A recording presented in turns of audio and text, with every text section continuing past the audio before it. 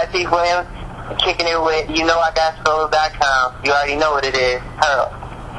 Yes, this is Latif. Hey Latif, this is Tom from YouKnowIGotSoul.com. What's going on, brother? Not too much. How's everything?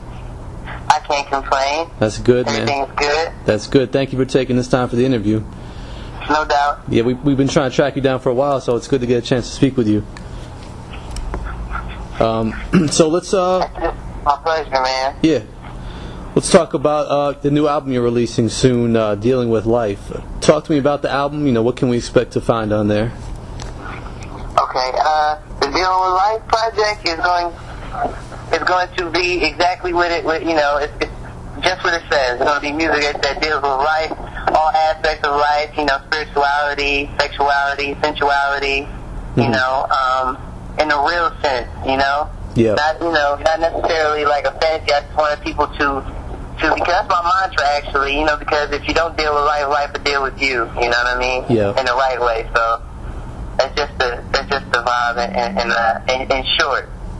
Mm-hmm. The music will really give you, once it's done, because I'm still recording. Actually, I just completed a project for Japan, which is called Love Life.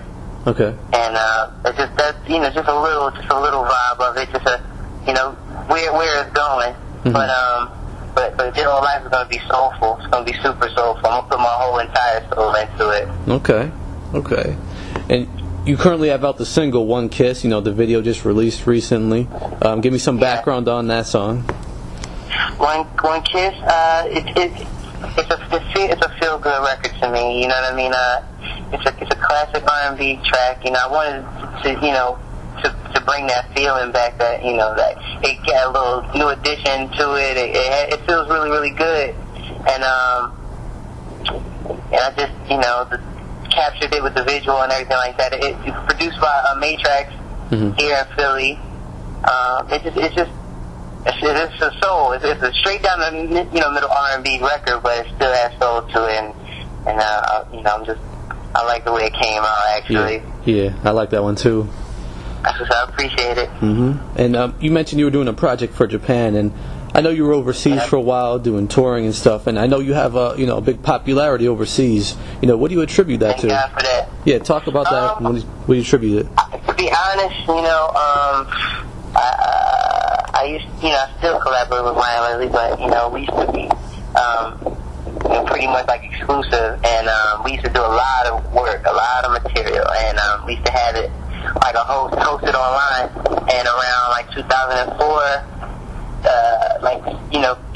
Hackers had hacked into it, and got access to it, started to distribute it like throughout Europe, and actually I would have to owe all of that to that. Some people get mad with the hackers and stuff like that, but I would say to this day, like if it wasn't for that, then they wouldn't have never been able to access our music, because now oftentimes these labels here don't go out of their way to promote you in those markets. You know what I mean? Outside of the States. Yeah. Interesting. Yeah, that's a positive way to look at the hackers. That's crazy. Yeah.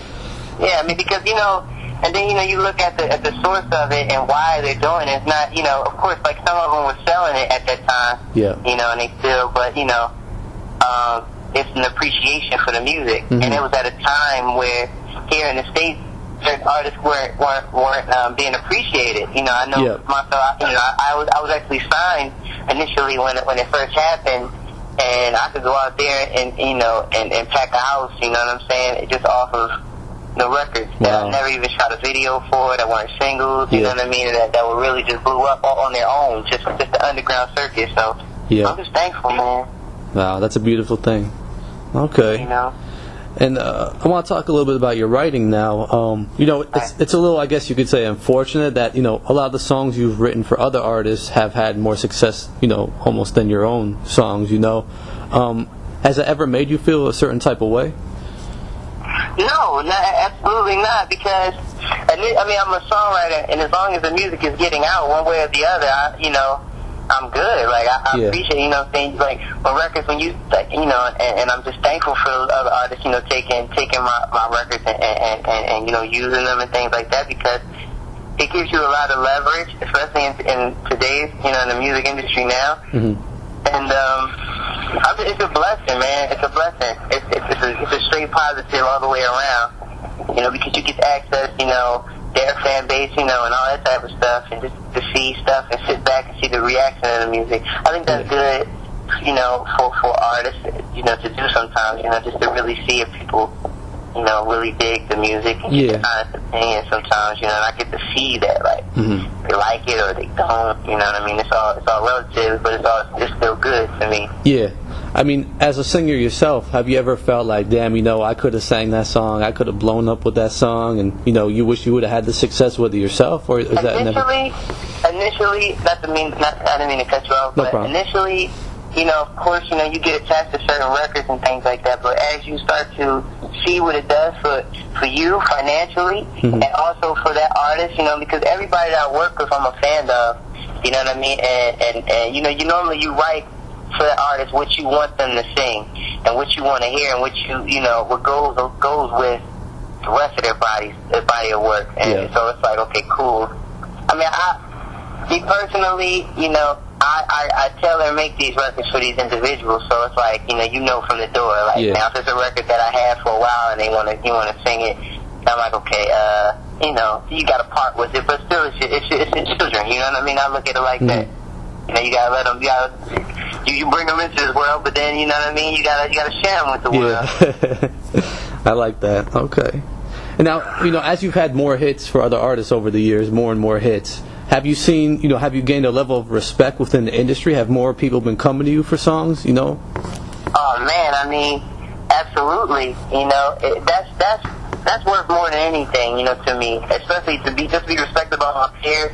And you know, in industry and stuff like that, it's just a blessing, you know what I mean? And me being you know, having put out a record in 03, 04, you know what I mean? I put my heart and soul into it, you know, and not doing as well as I would like to have done, you know, but still, you know, to be able to maintain it and to be in the industry and stuff like that, and people, you know, seek out your work, especially now, like urban music is you know, thriving once again. You know, and, you know, definitely the phone has been ringing and people need records and stuff like that. Yeah. You know, but it hasn't stopped, man. And I'm thankful, whether it was here or whether it was abroad, you know, that's why it's important, you know, just for writers and people in general. It's cool to be able to do everything, but also, you know, make sure that you have your own style. You know, and I think, you know, people can get that with my work, you know what I'm saying? I just rock with what I feel, you know what I mean? Not based upon what's going on the record, on the radio right at that point. It's based upon what I feel, you know, bringing the world to you, to your vibe. Got to be a leader when you make music, man. Yeah, that's a great approach. I like that. Now, I'd love to hear the stories of behind the scenes. I mean, I know, you know, we know the songs that you've written, the hits you've made for other artists, but have there ever been songs that you wrote for another artist and say maybe it didn't get placed on an album, but you know you wish it had, you think it might have been a hit if it would have made it out there on the album?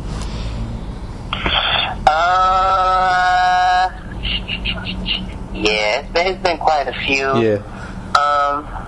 There's been quite a few records that you know, even an artist might cut it.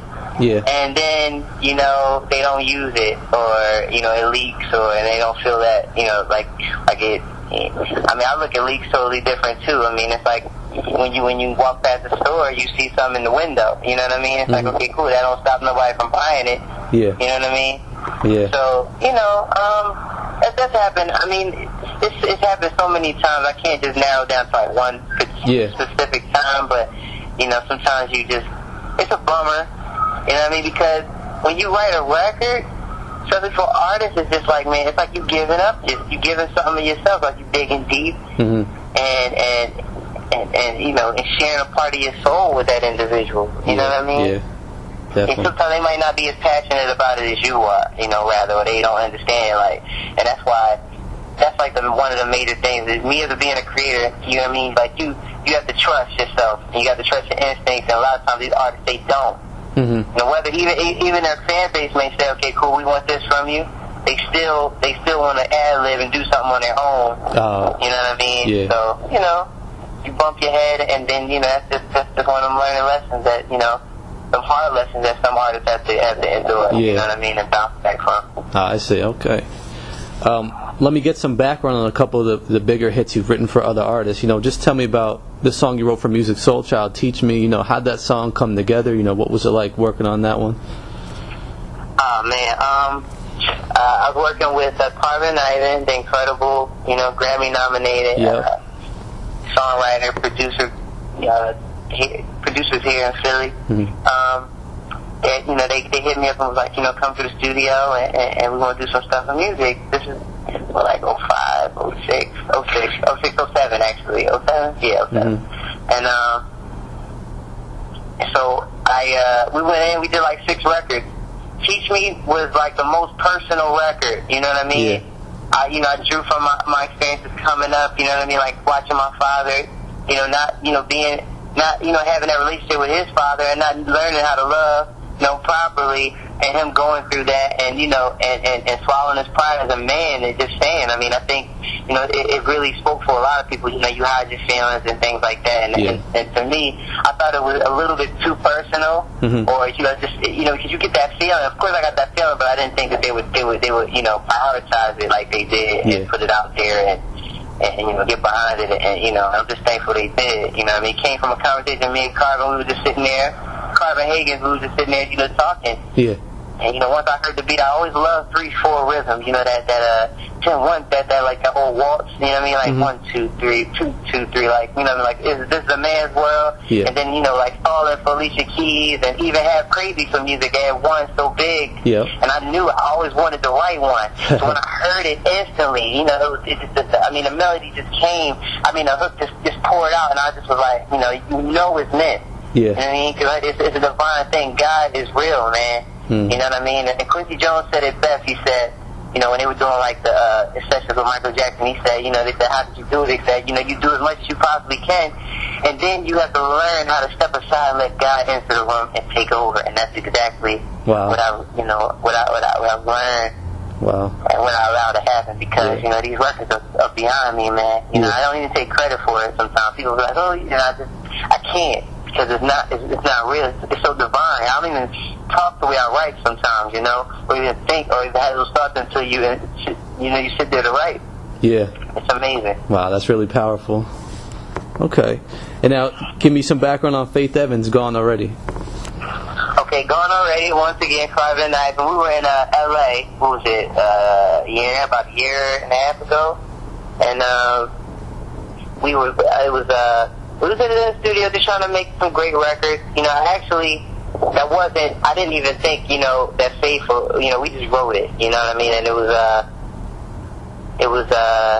just trying to be as real as possible, you know what I mean? Just looking at the situation, just trying to, for girls and understanding, sometimes it's already over. A relationship is dead before, before you confirm it, you know what I mean? And I hadn't heard a record that really depicted it and was really vivid, and that that spoke about that topic. So she definitely made it her own. You know what I mean? I just was like, I was just blown away being so, her being one of my favorite female singers of all time. That was just a blessing. Yeah, great job on that one. And then I was listening to your Breath of Fresh Air mixtape last year, and you had the duet with Michael Jackson on For All Time. I really like what you did with that. Just what made you decide to put that together? Before he passed away, they were going to do. Actually, they were doing like revisiting some of his records and things like that. Yeah. So they asked us to like remix one of his records, and we actually did it. They didn't use it for the album. Yeah. So the record was everybody that was in the studio, they always loved it. It was like a favorite in the studio, so we just threw it on there, and it was just, I thought it was tasteful, you know what I mean? And Michael Jackson, he's so incredible, and the way his vocals were layered and stuff like that, you learned a lot about how he did it, and for me, I just created it. I went in it and did it the same way he did it, you know? Yeah. A lot of times people, nowadays, everything's so digital, everything's so clean. If you listen to the vocals, he had like angles, like like he probably had one of those jackets with all the zippers on. You could hear he was stomping and clapping mid-take. It was incredible. Yeah. You know what I mean? Yeah. And the record's so sincere, and I always love good lyrics.